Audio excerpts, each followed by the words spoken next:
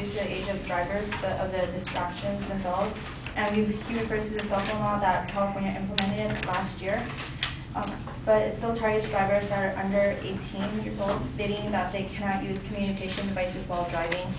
Again, it is pointing to the fact that teenagers do not worry about the consequences of their actions, a sign of immaturity. As it is, even with this law being enforced, people under the age of 18 do not follow it and tend to still talk or text on the phone while their vehicle is still in motion.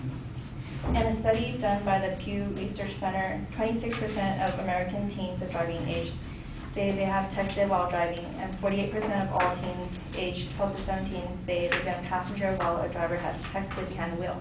Therefore, stating that distraction is what caused accidents is an ineffective argument, because even with the law, the distraction is still apparent.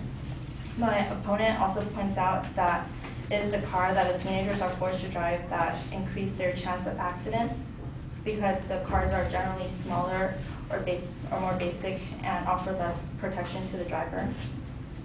Although this is true, it is the drivers who control the cars. The cars do not affect the driver's ability to drive. He also states that it is lack of experience that contributes to car accidents. Even though every new driver starts out as inexperienced, having them start out at a younger age will not alleviate their inexperience.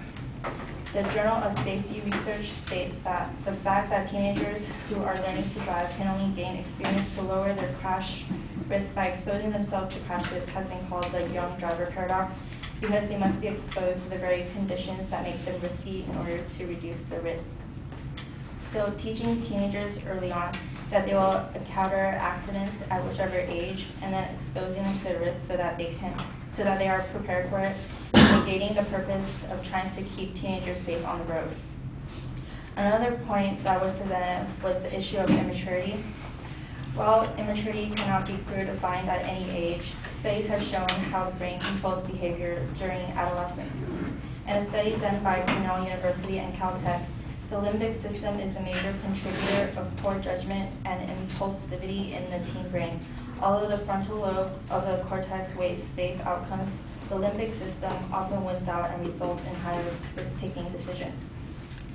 This shows that even though people can be immature at any age, there is scientific proof that adolescents have a less developed brain than their older peers.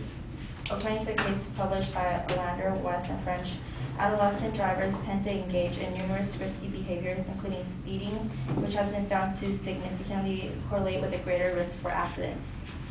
Also, a survey in the Accident Analysis and Prevention states that teenagers are more likely to exhibit and report greater risk-taking, such as following too closely, unsafe accelerations, and rapid lane changes. This shows how teenagers are more reckless at driving. The matter of inconvenience was also brought up.